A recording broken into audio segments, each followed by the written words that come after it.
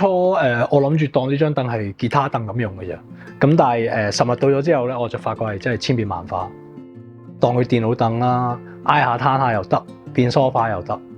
有時候倒轉坐咧，做音樂嘅時候咧，又可以激發到個靈感。以前就會用啲冇扶手嘅電腦椅啦，或者摺凳啦。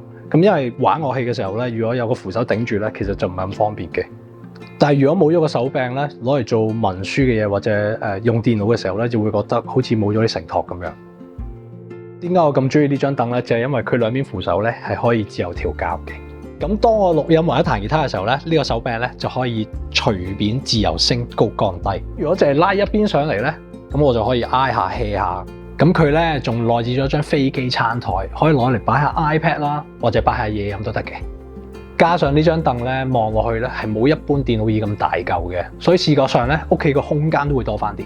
好多時做嘢嘅時候咧，就會坐喺度，一坐就坐幾個鐘啦。有時又翹晒腳啊，喐都唔喐就咁坐咗喺度。有一次咧，我坐得太耐之後咧，一企起身，哇！一摸一摸條腰咧，發覺好痛，咁我就知賴嘢啦。再過一次之後咧，我就成日提醒自己坐得耐都要企下起身，轉下動作，翹少啲腳。咁我都知咧，咁樣講咧係好易嘅。但係俾張普通嘅電腦凳你坐嘅時候咧，你有時想轉下姿勢咧，都唔係咁容易。所以當 Aloha Life 邀請我試呢張凳嘅時候咧，我就發現原來呢張凳嘅 message 真係好貼合我成日都想周不時轉下坐姿嘅諗法。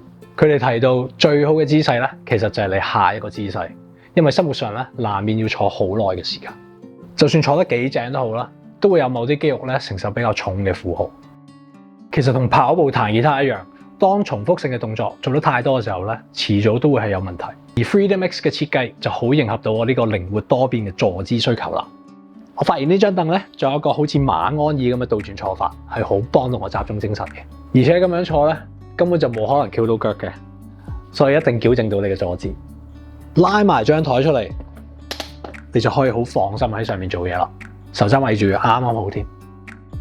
以前 studio 有貓嘅時候咧，佢就好中意企喺個電腦椅側邊個手柄度睇住我做嘢嘅。